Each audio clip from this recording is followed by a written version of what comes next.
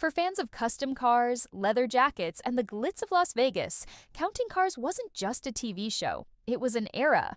And at the center of that era was Danny Koker, known to millions as the Count, the tattooed, bandana-wearing rock and roll car connoisseur who brought charisma and craftsmanship together like few others could. But after Counting Cars quietly concluded its long run, fans were left asking, what happened to Danny Koker?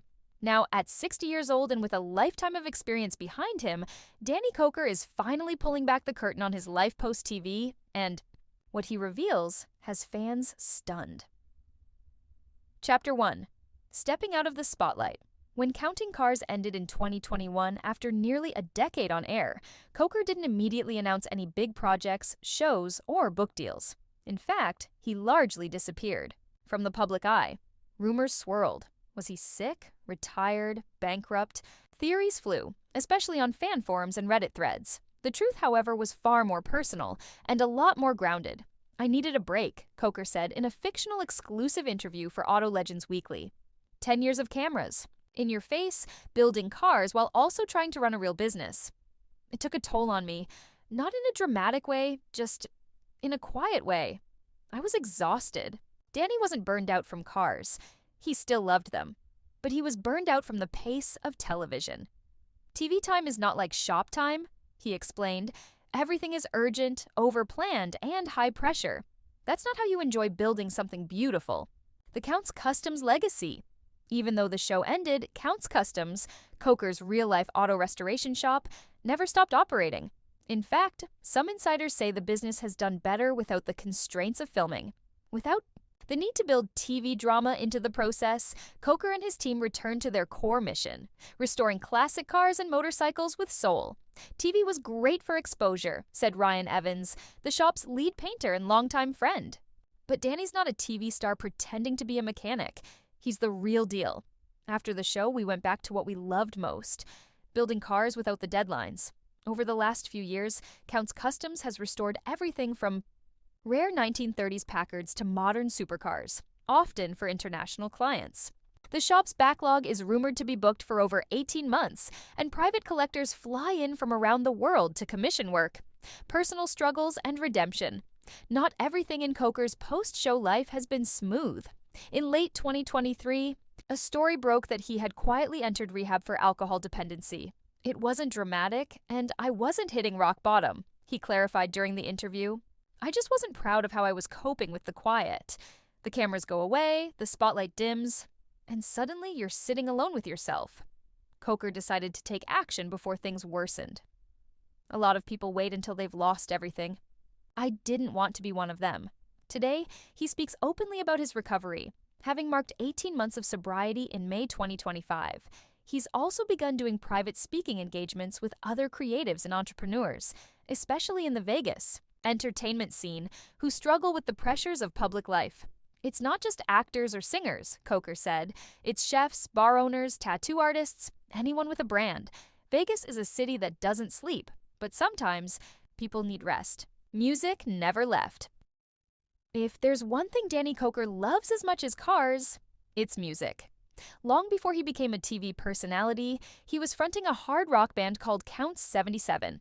While the band never went platinum, they developed a loyal following, especially in the Midwest and West Coast rock scenes. After the show ended, Koker recommitted himself to the band. It's therapy, he said.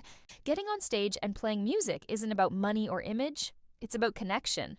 In 2024, Count 77 released an independently produced album titled Fuel and Fire, featuring original songs that blend vintage rock riffs with lyrics inspired by the highs and lows of fame. It debuted at number 4 on the iTunes Classic Rock chart, surprising critics and fans alike. We didn't expect much, said lead guitarist John Zito, but people felt the honesty in it. That's all we ever wanted. Koker and his band now perform monthly residencies at Count's Vamped, the Vegas rock bar he co-owns with his wife Corey. The bar has become a cultural staple for rock fans, drawing acts ranging from national headliners to local legends. Quiet philanthropy. While Koker has never been loud about his philanthropy, those close to him know he's always given back. Since stepping away from TV, he's become even more active in causes that matter to him, particularly youth outreach and classic car preservation. In early 2025, he launched the Restoration and Redemption Foundation, a program aimed at teaching auto restoration skills to at-risk teens in Nevada and Arizona. The program includes mentorship, scholarships to automotive trade schools, and summer internships at Kustoms. "I want kids to see that working with your hands can lead to something real," Koker said. "Not everyone needs to go to college to find purpose." The first class of students graduated in May, with several already employed at garages across the Southwest. The rumors of a return. With Danny's life now thriving outside of TV, fans have begun speculating about whether he'll return to the screen. And the answer, according to Danny, isn't a simple no. "I've been approached by a few networks," he admits. "Some wanted a reboot, others wanted a completely different kind of show. More lifestyle, less drama. One of the most promising projects is reportedly a documentary-style series tentatively titled The Real Count, which would follow Koker as he travels the country restoring one-of-a-kind vehicles and revisiting American automotive history. Unlike counting cars, the tone would be more thoughtful, less showmanship, more craftsmanship. It would be cool to show how cars connect us," Koker muses. "Not just the horsepower, but the history. Nothing has been signed yet, but insiders suggest the series could land on a major streaming platform by early 2026. The man behind the myth, for a long time, Danny Koker was viewed through a lens shaped by producers, the grinning gearhead guru who turned junkers into gems. And while that image was real, it was also incomplete.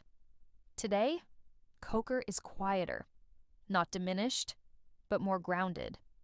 He wakes up early, he attends band practice, he still wears black and still revs classic engines. But now, there's a serenity to the chaos.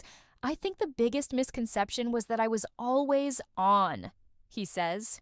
"The truth is, I'm a pretty chill guy when the cameras are off. I love what I do, but I don't need to prove it anymore."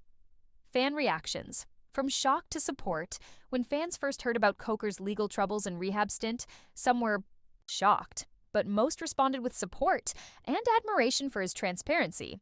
"He was a hero to me before," wrote one fan on Instagram. "Now he's even more of one." Another longtime viewer tweeted, "Danny Koker showed us you can fall and still build back stronger. That's what makes a real legend." Final thoughts? So, what is Danny Koker's life after counting cars really like? It's quieter, more personal, still full of muscle cars and Marshall amps, but with less noise and more meaning. The truth is, Danny Koker didn't fade away after TV fame, he evolved. And for fans who loved him on screen, the real-life version of the Count might be even more impressive than the persona. He's not just restoring cars anymore, he's restoring lives, his own included.